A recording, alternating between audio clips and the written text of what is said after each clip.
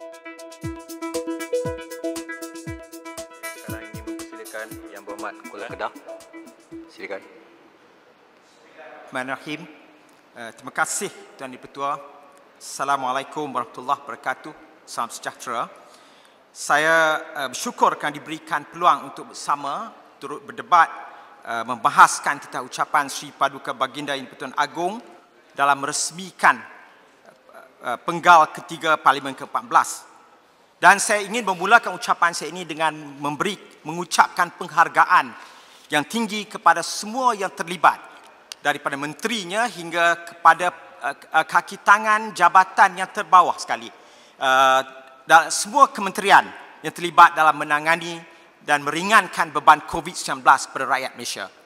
Daripada kementerian pada hari ini, menteri-menteri pada hari ini dan juga menteri-menteri yang telah memulakan tugas di bawah Pakatan Harapan. Menteri Kesihatan daripada Kuala Selangor hingga kepada Tenggara. Saya rasa semua telah melakukan kerja dengan baik. Dan begitu pun saya ingin menyatakan bahawa salah satu daripada punca kejayaannya ialah kerana pihak pembangkang pada hari ini memilih untuk tidak mempolitikkan setiap isu. Dan kita menyokong semua langkah-langkah yang munasabah dalam menangani COVID ini. Begitupun pada pandangan saya tidak bersidang Parlimen, tidak membincangkan di Parlimen tentang package rancangan besar berbilion-bilion ringgit, itu sukar dipertahankan. Kerana kita ada cara lain untuk berbincang kalau kita kebimbang dengan penularan COVID. Dan untuk itu saya salute, saya tabik kepada belia-belia yang telah menganjurkan Parlimen Digital Belia. Itu sangat bagi saya sangat baik. Saya terangsang melihat mereka bersungguh-sungguh berdebat di dalam talian. Dan itu boleh kita ikuti. Kerana Parlimen UK, Parlimen Singapura, mereka dapat membincang benda-benda yang besar tadi. Dan perbincangan itu tentulah untuk memperbaiki, untuk memastikan kita dapat yang terbaik. Ianya bukan untuk mengendalakan bantuan COVID. Sesiapa sahaja yang waras akan faham bahawa kita menghadapi perang darurat dan kita tak akan berpolitik untuk menggagalkan sesuatu pada rakyat.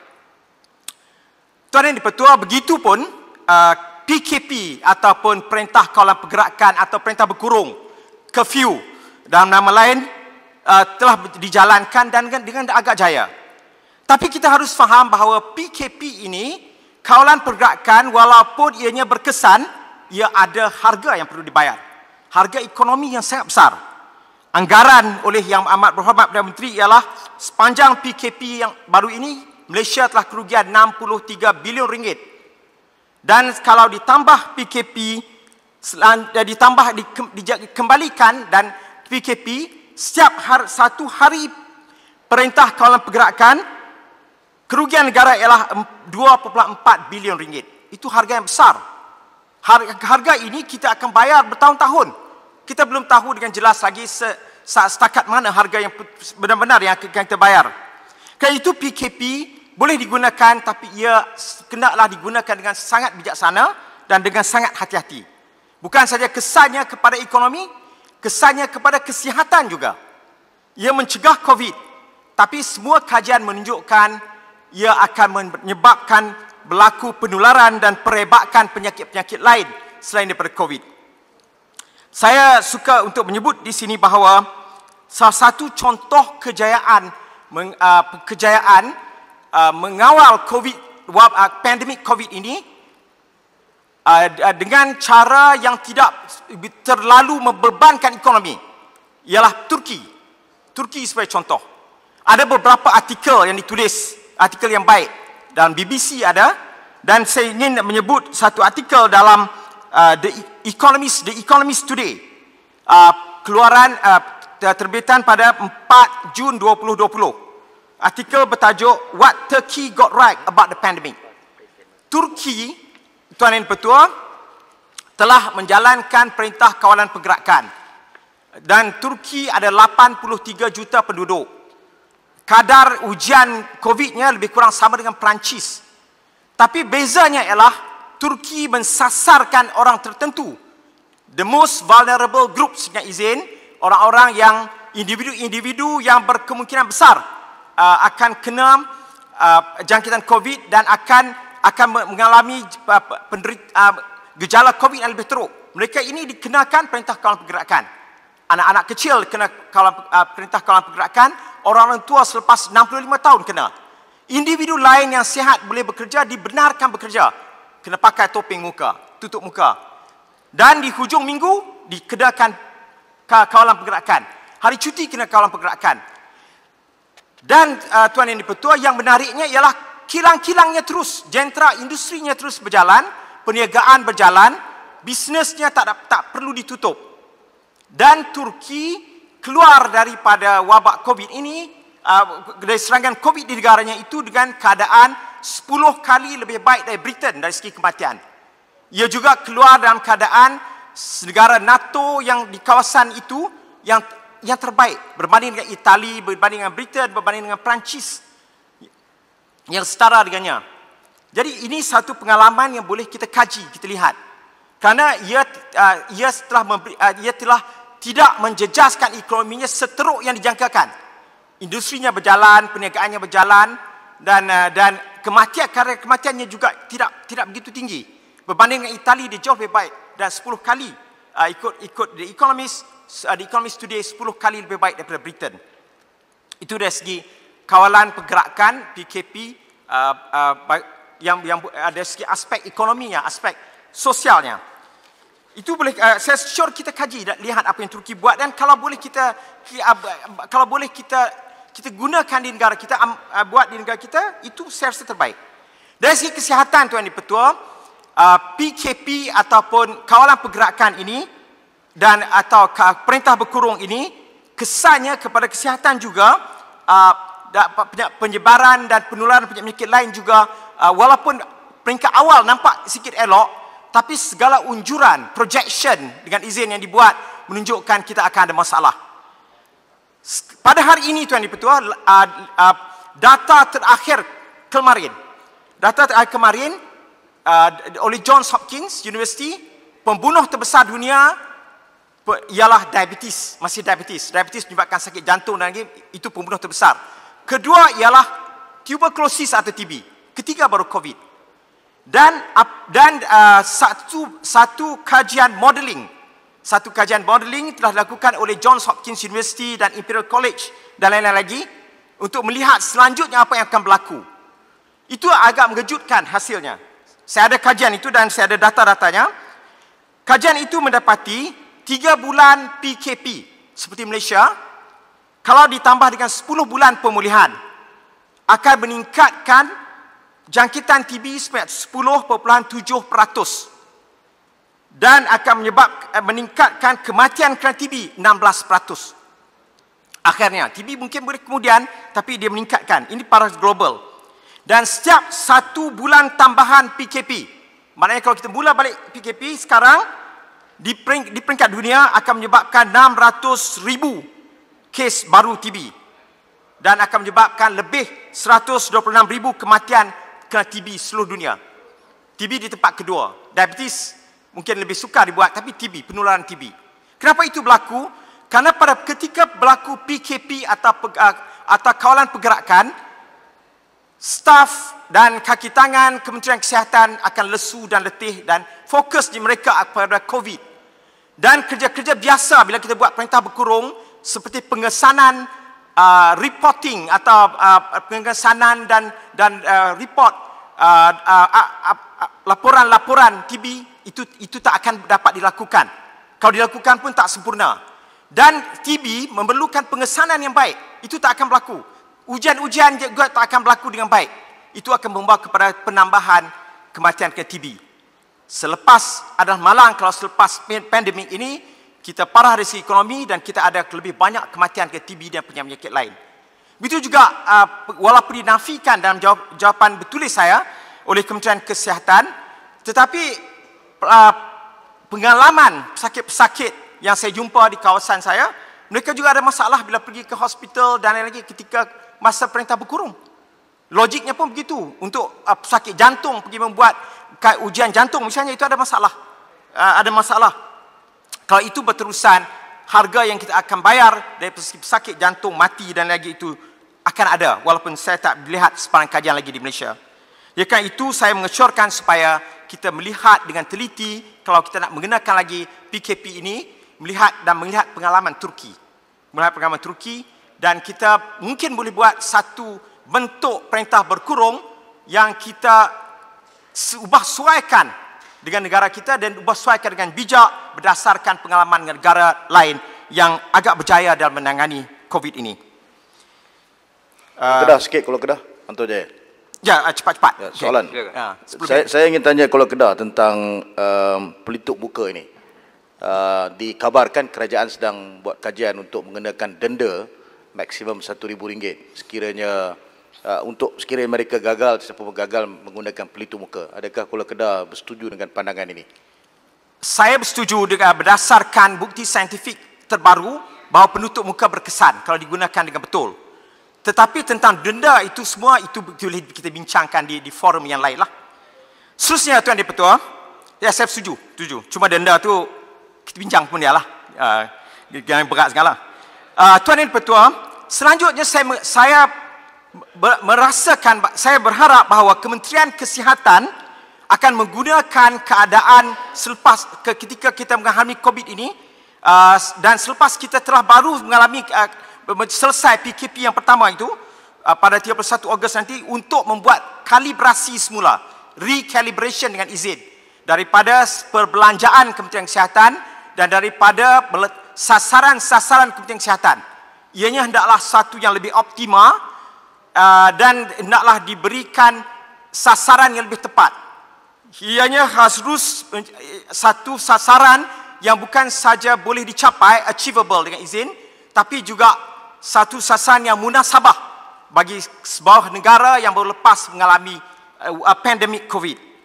Misalnya, pada belanjawan yang lepas, ada RM60 juta untuk pelalian pneumococcal vaccination dengan izin. Adakah itu telah digunakan? Adakah itu akan diteruskan? Itu perlu kita bincang kembali. Dan perkara-perkara lain yang dibuat yang kadang-kadang menggunakan banyak wang, tapi adakah itu yang terbaik dilakukan? Itu saya minta supaya kita bincangkan di Parlimen dan kita lihat kembali. Dan kalau perlu Tuan Dipertua, kita kena bersedia untuk meluluskan bajet tambahan untuk Kementerian Kesihatan. Kerana ancaman COVID bukan hanya pada hari ini. Beberapa bulan yang akan datang, tahun depan, tapi boleh berlanjutan sampai beberapa tahun. Dan negara kita kalau berjaya menangani kesan selepas COVID dengan baik, maka kita akan lebih berjaya dalam segala bidang lain. Segala yang tertinggal dalam KDNK kita dan perdagangan industri kita itu semua boleh kita kejar kalau kita sihat. Tapi kalau kita semua tidak sihat, kebanyakan pekerja kita sakit, eksekutif kita, ahli parlimen semua sakit dan itu akan merencatkan segala-galanya. Maka Kementerian Kesihatan harus dilihat kembali dari segala-galanya, daripada pentadbirannya, daripada cara yang menggunakan bajet, dan kalau perlu diberikan bajet lebih, tapi mesti dilihat perkara yang membuang masa seperti dan membuang bagi saya membuang dana. Kita bahaskan dulu macam pendidikan kesihatan yang tak berkesan, macam tu kita okeylah kita tinggalkan. Tapi yang berkesan yang perlu kita kena buat dengan baik. Dan kerana itu juga saya mengambil peluang untuk mengucapkan tahniah kepada Yang Berhormat Bagan walaupun tak ada di sini. Kerana beliau telah di bawah beliau Kementerian Keuangan telah memberikan salah satu daripada bajet yang paling tinggi pada Kementerian Kesihatan sebab 30.6 bilion. Cuma saya harap itu dipergunakan dengan baik dan dengan bijak dan dengan paling optimal. Dan kita memerlukan ramai kaki tangan.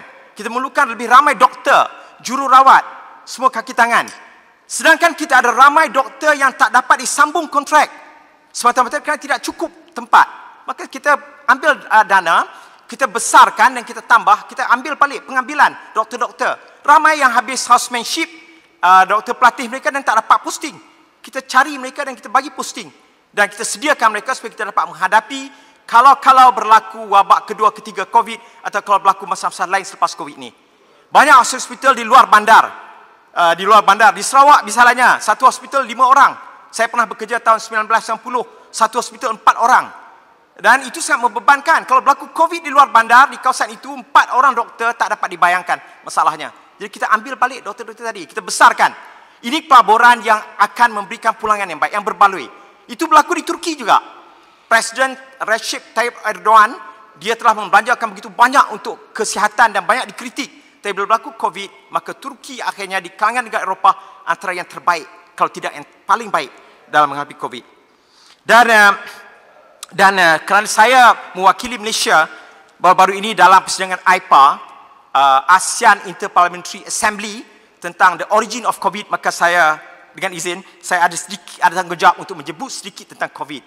COVID ini berlaku ikut pendapat semua kajian saintis ialah kerana penularan virus yang berlaku akibat daripada pemerdagangan haiwan liar. Dan haiwan liar dalam COVID ini ialah kelawar dan tenggiling. Dan dari haiwan-haiwan ini telah diperdagangkan sebagai komoditi dengan cara yang tak manusiawi. Haiwan liar ditangkap, diletakkan bertindih-tindih. Mereka stres dan mereka bergelumang dengan najis dan lain-lain lagi. Kemudian mereka dimakan oleh manusia dan ketika mereka stres tadi, segala virus menjangkiti mereka. Dan itulah puncanya. Dan yang saya nak sebut sini ialah tenggiling yang dikatakan mungkin salah satu punca berlaku mutasi haiwan virus COVID tadi. Kebanyakan tenggiling diseludup ke China dan ke tempat lain.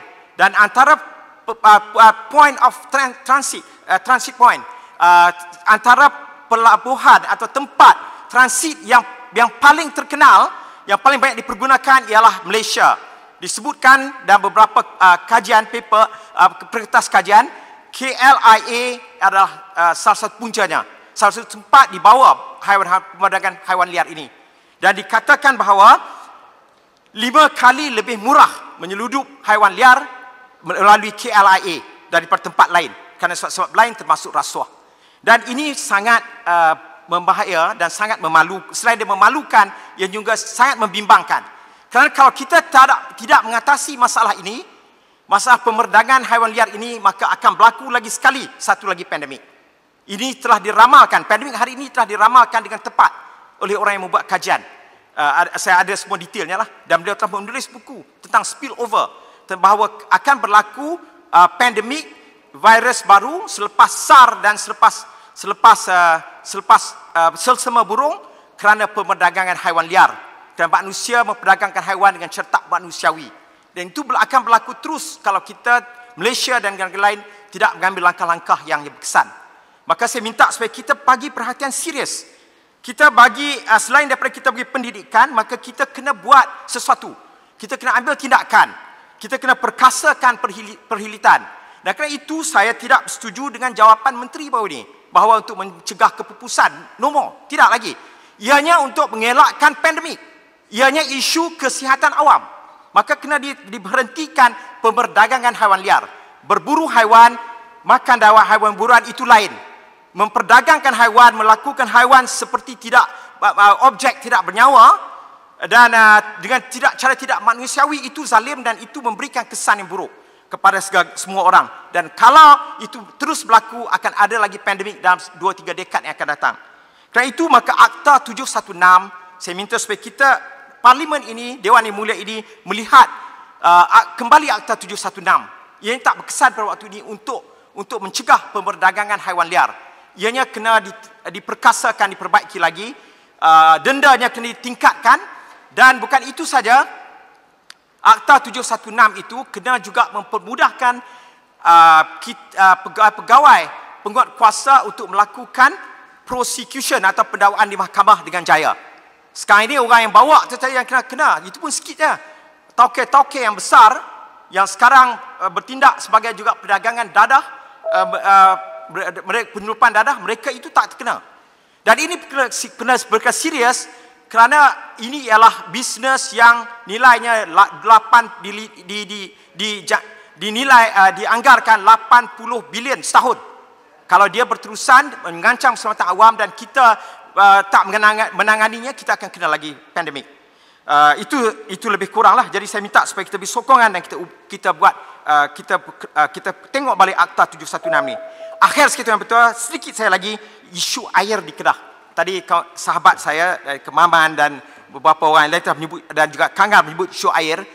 Saya nak bertanya kepada menteri, apabila pusat memberikan dana kepada negeri Kedah misalnya untuk air, maka adakah pusat juga membuat pemerhatian, membuat penyelidikan, membuat pengawasan supaya dana itu dipergunakan sebaik mungkin. Kawasan saya, Tuan Ketua, sedikit di Kuala Kedah telah mengalami masalah air berdekad-dekad. Bau-bau ini sangat sukar. Masalahnya hanyalah kerana paip itu kecil, 200 mm. Penduduk bertambah, paip masih sama. Dan juga kapasiti atau keupayaan logi tak pernah tak diperbesarkan. Itu common sense lah, logik lah. Penduduk bertambah, kena tambah kapasiti air dan juga paip. Dan baru ni ada kerajaan yang lepas, Kerajaan Pakatan Harapan telah memberikan sejumlah wang. Maka apakah itu diteruskan dan apakah ada pengawasan daripada pusat Putrajaya untuk melihat bahawa itu digunakan dengan bijak? Sebab kalau tak digunakan dengan bijak, masa ini akan terus berterusan dan akhirnya semua orang akan bermasalah.